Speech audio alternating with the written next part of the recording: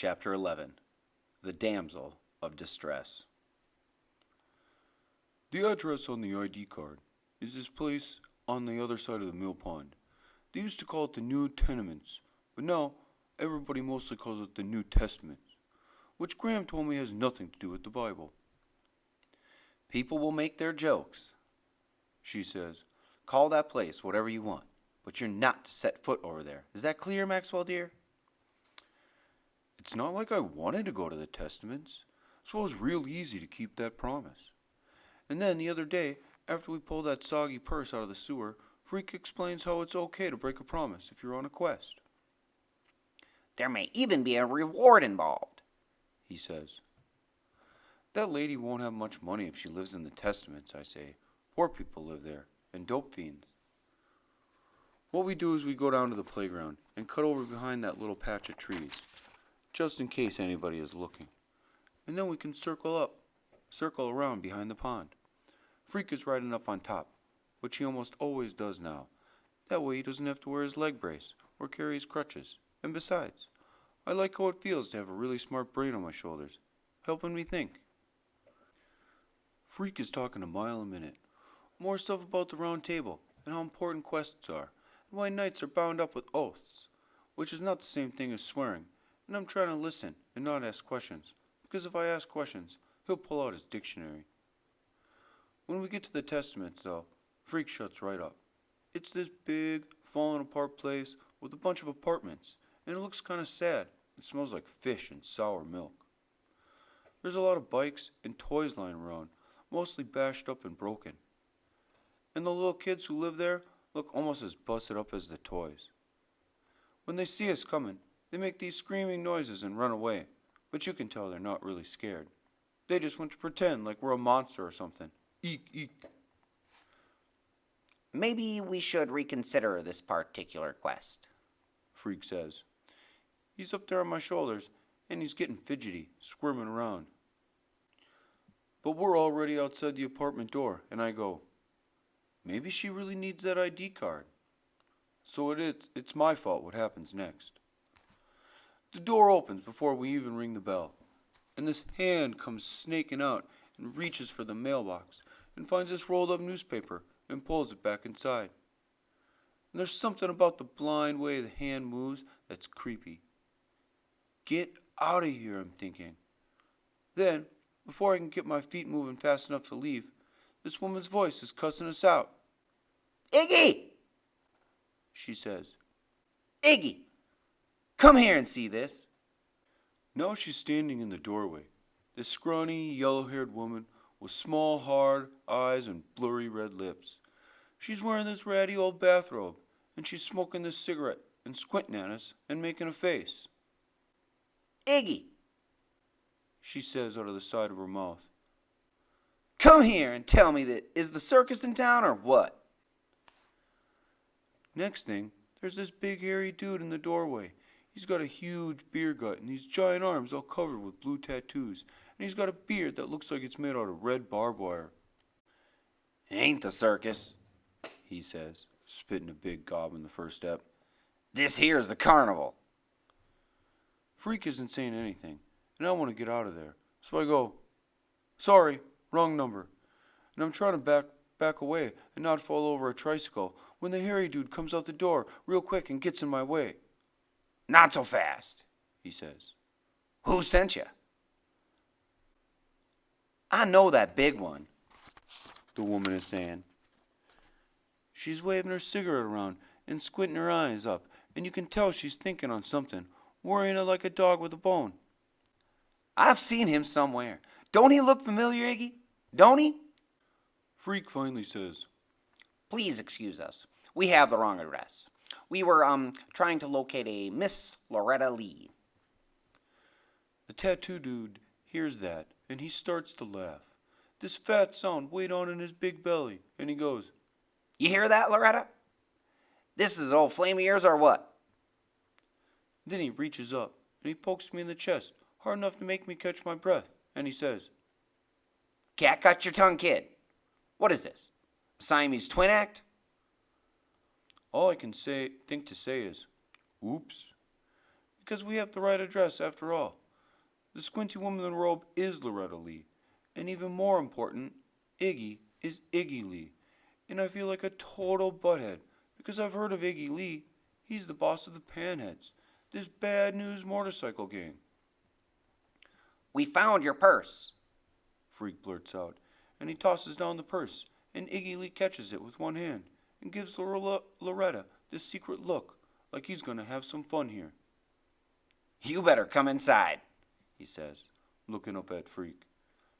you and Frankenstein. Sorry, Freak says, and his voice is chattery high. we'll have to decline your kind invitation because we have to leave now. Loretta flicks her cigarette butt at my feet, and she says, Iggy says come inside. You better do it. So we go inside. I have to take Freak off my shoulders so that we get in the door. And that's when Loretta looks at me real hard, and she says, I know that one. It's like a flash from the past, Iggy. You know him? Iggy isn't paying any attention to her. He's pointing at this ratty chair, and he says, Sit down. It makes me nervous looking up. Loretta comes around, and she says, Don't be making Iggy nervous. Not this early in the day. Last dude made him nervous. They had to. Shut up, Loretta, Iggy said in his quiet voice. I'm thinking. You're right. He does look familiar. I'm sitting in this chair, which feels like it might bust apart, and Freak is right next to me, and I can see he's trying to stand straight, but it's not easy because he's all bent up inside. Names. Iggy says. Freak clears his throat and tries to make his voice sound deep and more grown up. We're sorry to disturb you, but we have to go home now. It's a matter of some emergency. Iggy reaches out, and he flicks his fingers at Freak's nose. Whack. I can tell it hurts, but Freak doesn't say anything. He just tenses up. Iggy goes, I ask a question. You better answer it. Names. I want your names. Freak tells his name, and then mine. And Iggy reaches down and pats him on the head. Very good, He says. Now, that wasn't so hard, was it? Next question. Where'd you get Loretta's purse? Freak tells him we found in the storm drain. He doesn't mention us dressing up all in black, or the Darth Vader costume, or anything about knights or quests. Next question. Iggy says. Where's the money? Loretta coughs on her new cigarette and says, But Iggy, there wasn't any money. and he goes, Shut up, Loretta! And she coughs again and shuts up. You can tell she's afraid of Iggy, the way she holds herself tight whenever he says anything. Freak goes, I've got $2 in change. You can have it, but we have to go home now. Iggy gives him this look, like he's thinking seriously about throwing up, and he says, What is it with you? And we gotta go home. We're having a nice little talk here. Don't spoil it. All of a sudden, Loretta jumps up and she goes, Iggy, I got it. Kenny Kane. Remember Kenny Kane? For a second, I think he's going to hit her, and then he relaxes and really looks at me, and his eyes go wide, and he nods and says, Sure, that's it. Kenny Kane. You're right. He's a ringer for old Killer Kane. Must be his kid, huh? Sure it is. Loretta looks real happy that she finally figured it out, and she runs in the kitchen and kicks some stuff out of the way and pulls open the refrigerator, and we can hear her just laughing and saying, I knew it. I just knew it. When she comes back in, she's got 2 cans of Bud. She pops them both and gives one to Iggy. Breakfast of champions. She says, What a flash, huh? You remember that old time, Kenny? Shut up, Loretta. Iggy says. Then he chugs a Bud and squashes the can in his fist, and he drops it right on the floor, which is the first time I noticed all the other crushed cans. They were everywhere. The whole place looks like a trash can or a big ashtray or something. Meanwhile, Freak is giving me this look like he has no idea what's going on, and that look scares me more than Iggy Lee and all his tattoos. I've got him too, Loretta says, snapping her fingers. That midget dwarf, or whatever he is, he must be Gwen's kid. You remember Gwen, stuck-up Gwen? No. Iggy says, and his eyes are burning at me. Never heard of Gwen. Loretta goes, Doesn't matter. What a flash this is, Kenny Kane. Time flies, huh, Ig? I can remember when these two were born. And then, what was it? A couple years later, Kenny does his thing, and he's in the yard, right? Doing time? Iggy says. That he is. I know a guy who knows him inside. He gives me this creepy look and he says, You go up there and visit the old man, you tell him Iggy says hello, okay?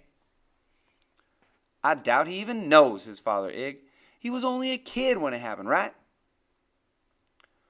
I don't say anything, and Freak is looking at me like he's never seen me before. And then Iggy says, Killer Kane. What a tough hombre he was. Loretta says, I heard he seen the light in there. He got religion. Is that true? I don't know. Iggy snorts, and he says, He don't know. You don't know much, do you? I shake my head. Loretta says, He's some kind of idiot, Ig. He don't even know how big and strong he is, I'll bet. She pokes Iggy, or tickles him, in this strange giggly voice, and says, Why don't you find out? Find out how strong he is. Is he strong as he looks? Iggy scowls and he goes, Give me a break, Loretta. He gives me this long look and then he hooks his thumb at the door and says, Showtime's over, boys. Get out of here, the both of you. Loretta says, But Iggy, we could have some fun. You're the idiot, Loretta. Iggy says, What if Killer Kane hears I was messing with this kid? No, thank you. He's in for life. she says, What's the harm? Life ain't life. How many times I tell you that? Loretta's squinting at him, and she goes, Are you serious? He's getting out someday? and Iggy looks at me and tells her to shut up again. Finally, we get to the door, and that's when Loretta wants to rub Freak on the head real hard with her knuckles. This is for luck. She says to Iggy. It's good luck rubbing a dwarf in the head. Freak is trying to duck away, and he says, I'm not a dwarf, and I'm not good luck. So Loretta gives up on rubbing his head, and she stands up straight and folds her arms and says, Hey, midget man, I know all about you. Your old man was a magician. You know that? Freak is scuttling behind me, keeping out of her way. But when she says that, I can tell he wants to know about his father, if maybe he really was a magician. Yeah, Loretta says, right after he was born, he must be a magician, because as soon as he heard the magic word birth defect, he disappeared. A second later, Iggy shoves us out the door.